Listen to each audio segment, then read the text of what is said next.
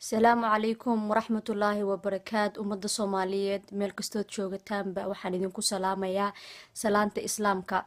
waxaan u maleynayaa waxaa lagu jiraa maalmihii saddexaad ee ciidul adxa dhammaantiinna waan idinkaga hambaliyeynayaa ciidaas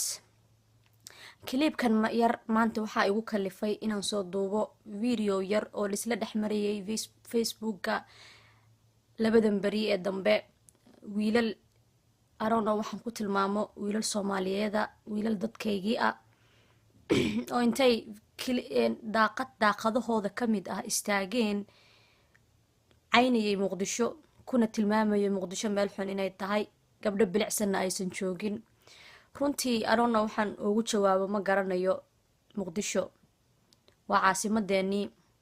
caasimadii koowaad ee Soomaaliya no matter what wayna ahaanaysaa wayna tahay insha Allah ta'ala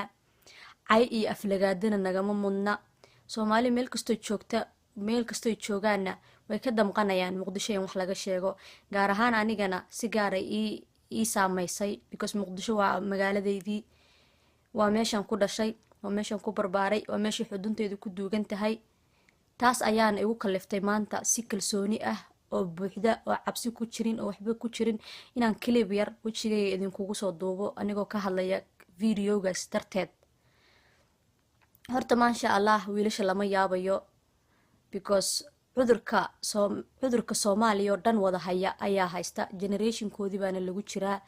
Ilaahay waxaan ka baryayaa dadka wada cuqdadaysan inuu Ilaahay caafiyo Soomaalina Ilaahay isku soo dumo marka walaalayaal adinkana waxaan idin leeyahay Muqdisho ay idinkama mudna gabdho bilicsan way joogan Muqdisho Soomaali gabdhaha Soomaaliyeedna meel walba ay joogan ba way bilicsan yihiin gabar ka sareysa ma jirta ma sha Allah wad ku khaldaneedeen in asaas u aflagaadeysaan Muqdisho waa laga ciidaa Muqdisho waa laga soomaa Muqdisho waa laga salaadaa Muqdisho waa meel muslim degan yahay inaad dhahdaan ama aad ku tilmaantaan Muqdisho lagama ciidayna aflagaado weyn baan u arkaa taas adinkeena idin dhabaysaa Muqdisho waan jecelnahay waana jeclaan doonaa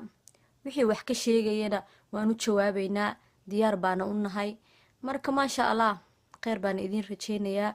wiilashaas dartood ayaa maanta igu kalifay clipkan yar inaan soo duubo. Assalamu alaykum wa rahmatullahi wa barakatuh.